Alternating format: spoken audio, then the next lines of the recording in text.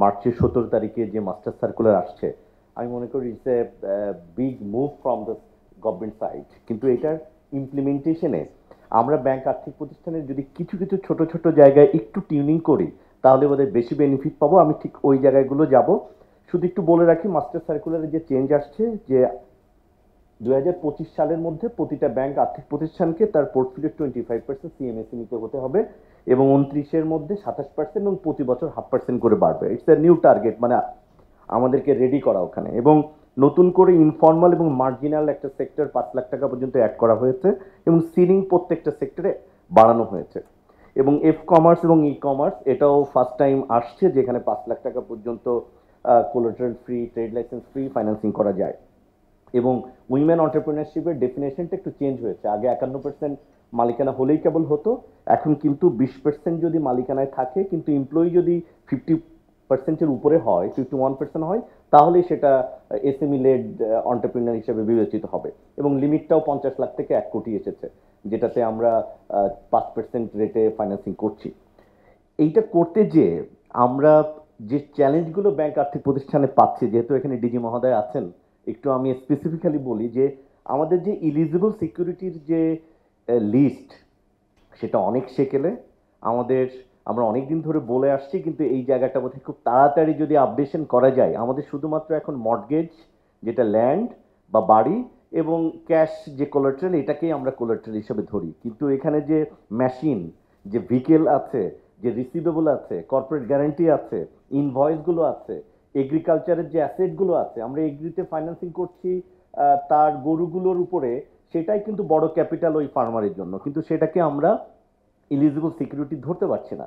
যার ফলে আমাদের প্রভিশন রিকোয়ারমেন্টও বাড়ছে, আনসিকিউর্ড লোনের পার্সেন্টও বাড়ছে। যদিও এসএমইতে বলা আছে করতে পারবো, কিন্তু প্রভিশন রিকোয়ারমেন্ট এবং অন্য কনসিকুয়েন্সগুলো কিন্তু আবার ওখানে আমাদের সমস্যা তৈরি করছে। এটা ইন্ডিয়াতেও কিন্তু ইলিজিবল সিকিউরিটি হিসাবে ধরা হয়। গোল্ড, এগ্রি যে অ্যাসেটগুলো আছে, ইনভয়েসগুলো যেগুলো আছে, মেশিনারি যেটা আছে, ভিকেল যেগুলো আছে, একটা গাড়ি ফাইন্যান্সিং করছি, এটা যদি কোলাটেরাল না হয়, তাহলে আসলে শুধু ওই বাড়ি বা ল্যান্ড মর্টগেজ করতে হবে। এবং ছোট লোনের ক্ষেত্রে এই ল্যান্ড মর্টগেজের প্রসেসটা খুবই জটিল এবং ব্যয় সাপেক্ষ। আমাদের পক্ষে এটার ভেরিফিকেশন করে যে সময়টা লাগে, যে ল্যান্ডের টাইটেলটা সার্চ করে এটা জেনুইনিটি চেক করা এবং এটার মর্টগেজ করা, এই প্রসেসটা পুরাটাই ম্যানুয়াল। আমরা ডিজিটাইজেশনের অনেক কথা বলছি, অনেক দূর এগিয়েছি। এনআইডি 3 ম্যান্ডেটরি করেছি ফর ল্যান্ড রেজিস্ট্রেশন, কিন্তু এখনো পর্যন্ত একটা জমি একই দিনে বিভিন্ন ব্যাংকে বিভিন্ন জায়গায় সেল মর্টগেজ করা সম্ভব। তো আমাদের যে বড় রিস্কটা, সেটা কিন্তু আসলে এই ডিজিটাইজেশনে আমরা কোনোভাবে অ্যাড্রেস করতে পারছি না। এই জায়গায় আমাদের বোধহয় একটা সেল সেপারেটলি কিভাবে কোলাবরেট করা যায় করার দরকার। এবং ই কেওয়াইসি এবং ই সিগনেচারটা আমরা ছোট লোন করতে যেয়ে আমাদের অভিজ্ঞতা থেকে বলি, সিরাজগঞ্জ, পাবনার, ভাঙ্গুড়াতে আমরা কয়েক হাজার ফার্মারকে এই কোভিডে শুরু করেছি টেকনোলজির মাধ্যমে 4 লাখ 5 লাখ টাকা গরুর ইয়েতে ফাইন্যান্সিং করা।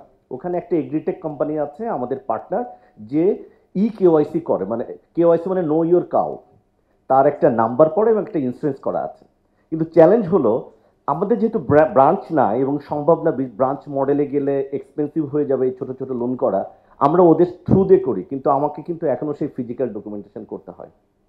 যেহেতু আমার রিকোয়ারমেন্ট সেন্ট্রাল ব্যাংকের, তার চার্জ ডকুমেন্ট, তার অ্যাপ্লিকেশন ফর্ম, তার সিআইবি আন্ডারটেকিং, যখনই আমি আবার ফিজিক্যালি নিতে যাচ্ছি, তখন কিন্তু এই ডিজিটালের কোনো বেনিফিটই কিন্তু আসলে আমরা এখানে নিতে পারছি না।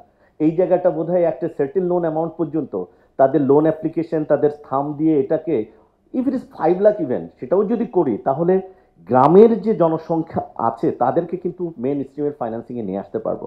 একটা ডেটা শুধু দেই, যে 2020 সালে এনজিওর মাইক্রো ক্রেডিটের আউটস্ট্যান্ডিং ছিল 1,20,25,000 কোটি টাকা, যেটা 3 লাখ কোটি টাকা হয়ে গেছে 24-এর শেষে এসে, ডাবল হয়েছে। কিন্তু ব্যাংকের লোনের আউটস্ট্যান্ডিং কিন্তু বাড়েনি। তার মানে it's not the interest rate, ওই যে তৃণমূল পর্যায়ে ওদের অ্যাভেলেবিলিটি ইজ ভেরি ইম্পর্টেন্ট। সে টাকাটা চায়, তাড়াতাড়ি চাই, এবং তার প্রয়োজনের সময় প্রয়োজন মতো করে চায়। আমরা হয়তো লো রেটে দিতে চাচ্ছি, কিন্তু আমি তো তাকে দিতেই পারছি না। তো দিতে পারতে হলে এদেরকে এই টেকনোলজি দিয়ে আমাকে কিছু ফ্লেক্সিবিলিটি দিতে হবে, ইলিজিবল সিকিউরিটিটাকে অ্যাড্রেস করতে হবে। এবং এখন যেহেতু এসএমই ব্যুরোতে ওদের ডেটা সব আছে, প্রতিটা এনজিও কিন্তু তাদের ডেটাটা রাখে। আমরা এই এপিআই ইন্টিগ্রেশনে এসএমই ব্যুরো এবং সিআইবি এবং আমাদের ব্যাংক ফাইন্যান্স কোম্পানি করতে পারছে না। আমরা কিন্তু সবাই স্ট্যান্ড অ্যালোন কাজ করছি। ইজিলি এসএমই ব্যুরো থেকে কিন্তু ওই কাস্টমারের ডেটাটা আমরা যদি পেয়ে যাই, তাহলে ব্যাংকের পক্ষে, আর্থিক প্রতিষ্ঠানের পক্ষে ব্রাঞ্চ না তৈরি করেও সেলস অফিস বা সার্ভিস সেন্টারে দিয়ে কিন্তু ওই লোনগুলো প্রসেস করা সম্ভব। এবং এই এপিআই ইন্টিগ্রেশন কিন্তু খুব বেশি ডিফিকাল্ট এখন আর হওয়ার কথা না, যেহেতু ব্যুরোগুলো অলরেডি তৈরি হয়ে গেছে।